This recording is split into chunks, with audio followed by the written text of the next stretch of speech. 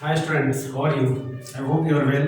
Today now I'm going to teach the UP Board English Reader. The poetry first lesson the fountain. Fountain मतलब होता है फुहारा.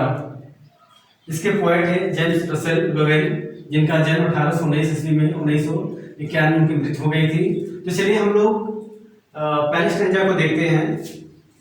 दी fountain मतलब होता है फुहारा, और यहाँ पर पहला स्टेंजा में उन्होंने कहा फुहारा क्या होता है. कवि के मन में फुहारे की तरह, जिस तरह से फुहारा काम करता है, लगातार काम करता रहता है, थकता नहीं है, इसी तरह कवि के मन में ये आया कि क्यों ना मैं भी फुहारे की तरह कुछ काम करूं, फुहारे से मैं क्यों ना कुछ सीखूं. तो यहाँ पर कवि ने पहले लिखा कि into the sunshine full of light living flashing from mountain light. सूरज के प्रकाश में, सूर्य के प्रकाश में, फुल ऑफ लाइट प्रकाश से परिपूर्ण होकर, लिविंग फ्लैशिंग उछलता हुआ, कूदता हुआ, फ्लैशिंग चमकता हुआ, फ्रॉम माउंटेन लाइट, यानी कभी कहता है कि फुहारा जो है वह सूर्य के प्रकाश में, प्रकाश से परिपूर्ण होता है, और उछलता हुआ, कूदता हुआ, सुबह से लेकर शाम तक वह अपने कार्य को निरंतर करता रहता है, अर्थात अपने काम को करता रहता है या करता हुआ दिखाई देता है. स्टैंजा सेकंड में कह रहा है कवि कि into the moonlight wider than snow weighing so flower like when the winds blow. कभी कह रहा है कि मूनलाइट, चंद्रमा की रोशनी में, चांद की रोशनी में फुहारा जो है, कवि का कहना है, कवि कहता है कि फुहारा जो है वह चांद की रोशनी में बर्फ से भी अधिक, वाइटर मतलब से अधिक, देन मतलब कंपेयर किया गया स्नो से. यहाँ पर कवि कहता है कि फुहारा जो है वह चांद की रोशनी में बर्फ से भी अधिक सफेद दिखाई देता है. वेन हिलते हुए, सो लाइक द फ्लावर फूलों की तरह, व्हेन द वाइंड्स ब्लो. कवि कहता है कि फुहारा जो है वह चांद की रोशनी में बर्फ से भी अधिक सफेद दिखाई देता है, और जब हवा चलती, वेन मतलब जब, विंड्स ब्लो हवा चलती है तो वह फूलों की भांति, फूलों की तरह वह हिलता हुआ दिखाई देता है. Stanza number 3. Into the starlight, तारों की रोशनी में, रसी मतलब होता है दौड़ते हुए या फेंकते हुए, स्प्रे मतलब फुहार, स्प्रे मतलब क्या होता है, फुहार. इनटू द स्टारलाइट, तारों की रोशनी में, कवि कहता है कि तारों की रोशनी में फुहार जो फुहारा होता है वह कैसे काम करता है. तो तारों की रोशनी में फुहारा क्या करता है, वह अपने फुहार को तेजी से फेंकता है, उसके बावजूद भी वह अर्धरात्रि में, मिड नाइट मतलब होता है आधी रात में भी वह खुश होता है, जिस तरह से वह हैप्पी बाय डे वह दिन में खुश रहता है. स्टैंजा नंबर 4 हम चलेंगे. यहाँ पर कवि कहता है कि you are in motion, motion मतलब गतिमान, यू आर मतलब सदा, हमेशा, सदा या हमेशा.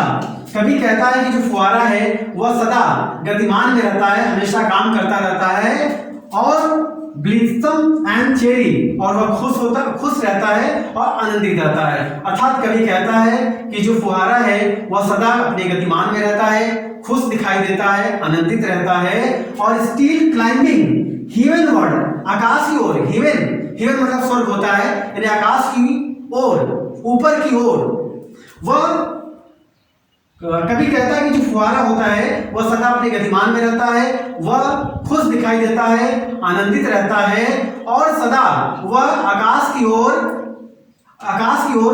चढ़ता हुआ दिखाई देता है, और नेवर वियरी, वह कभी थकता नहीं है. अर्थात कहने का मतलब कवि कहता है फुहारा जो है वह सदा अपने गतिमान में रहता है, अपने काम में लगा रहता है, उसके बावजूद भी वह खुश और आनंदित रहता है, और सदा ऊपर चढ़ने की वह कोशिश करता है बिना थके हुए. स्टैंजा नंबर 5 में हम देखेंगे कि ग्रेट ऑफ ऑल वेदर्स, फुहारा जो है, कवि के अनुसार फुहारा सभी मौसम में, प्रत्येक मौसम में वह खुश दिखाई देता है. स्टिल सीमिंग बेस्ट, यही कारण है कि वह सबसे अच्छा दिखता है, अपवर्ड एंड डाउनवर्ड, नीचे की तरफ एंड ऊपर की ओर. मोशन थाई मतलब यहाँ जो थाई है इसका मतलब होगा तेरा या तुम्हारा. रेस्ट मतलब होता है आराम, रेस्ट मतलब क्या होता है, आराम. कवि कहता है कि फुहारा हर मौसम में, प्रत्येक मौसम में वह सबसे अच्छा दिखाई देता है, वह नीचे की तरफ काम करे या ऊपर की ओर काम करे, और वह अपने गतिमान में ही अपना आराम कर लेता है। यानी जो फुहारा है कवि के अनुसार वह हर मौसम में खुश दिखाई देता है और सबसे अच्छा दिखता है। वह चाहे ऊपर की ओर काम करे चाहे नीचे की ओर फुहार फेंके, लेकिन वह अपने गतिमान में ही अपना आराम ढूंढ लेता है, कर लेता है। उसके बाद यहाँ पर है कि full of nature. Full of nature, full of nature मतलब होता है, नेचर मतलब प्रकृति, प्रकृति की प्रवृत्ति में ये जो फुहारा होता है वह परिपूर्ण होता है। नथिंग मतलब कुछ भी, कोई भी नहीं। कैन टेम, टेम का मतलब यहाँ पर हुआ, सॉरी इसके लिए, टेम, टेम मतलब अनियंत्रित, उसे कोई भी अनियंत्रित नहीं कर सकता। कवि के अनुसार फुहारा जो होता है वह प्रकृति के प्रवृत्ति में परिपूर्ण होता है। कोई भी उसे अपने अंदर उसे कोई भी अनियंत्रित नहीं कर सकता, उसे कोई रोक नहीं सकता। चेंज एवरी मोमेंट, वह हर पल, चेंज मतलब बदलता रहता है, एवरी मोमेंट हर क्षण, हर पल, वह हर पल हर क्षण बदलता रहता है।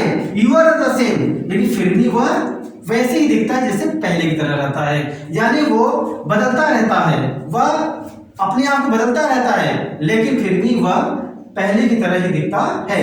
तो जहां पर आपको नहीं समझ में आ रहा होगा मैं आपको अभी बता दूंगा। सनशाइन मतलब सूरज की प्रकाश होता है, सूरज की रोशनी में, मून लाइट में चांद की रोशनी में, तारों की रोशनी में। यहाँ मोशन मतलब गतिमान करना होता है, ब्लिसम मतलब खुश होता है, चेरी मतलब आनंदित होता है, हिमेन मतलब आकाश की ओर होता है, वेदर मतलब समान। जहां पर आपको मीनिंग नहीं आएगा आप मुझे वीडियो के कमेंट में आप हमें बोल देंगे तो हम आपको बता देंगे। ठीक है, स्टोरी आपको समझ में आ गया ना कि कवि क्या है, फुहारे को लेकर काम करता है।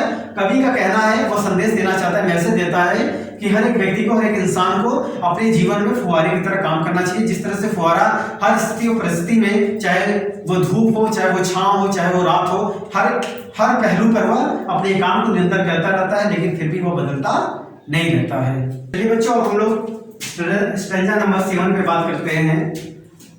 कवि कहता है कि सीजलेस स्पायरिंग, सीजलेस कंटेंट, डार्कनेस और सनशाइन थाई एलिमेंट। कवि के अनुसार फुहारा जो है वह सीजलेस मतलब लगातार, स्पायरिंग मतलब होता है ऊपर की ओर।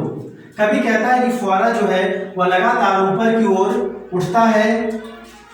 सीजलेस कंटेंट, फिर भी वो अपने आप को संतुष्ट रखता है। फुहारा लगातार ऊपर की ओर काम करता रहता है, फिर भी वह संतुष्ट दिखाई देता है। डार्कनेस अंधकार में, सनशाइन सूरज की रोशनी, सनशाइन सूरज का प्रकाश, थाई एलिमेंट ये दोनों उसके तत्व हैं। कवि के अनुसार फुहारा लगातार ऊपर की ओर काम करता है, उसके बावजूद भी देखने में वह संतुष्ट होता है। और डार्कनेस और सनशाइन इसके दोनों तत्व हैं, इसके स्वभाव हैं। Stanza number 8, glorious fountain, let my heart be fresh and full constant upward like थी।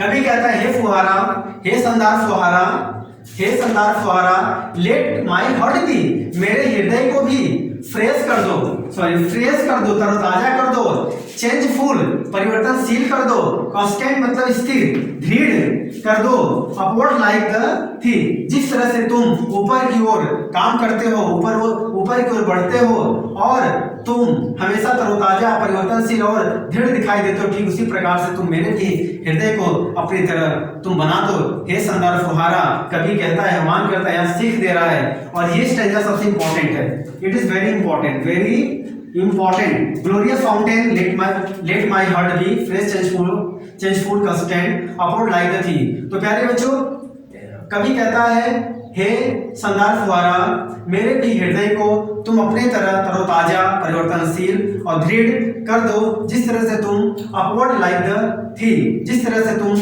अपने हृदय को तुम तरोताजा करते हो, ऐसा आह्वान किया हो। तो आज के लिए इतना ही। वीडियो लाइक करना, सब्सक्राइब करना मत भूलिएगा।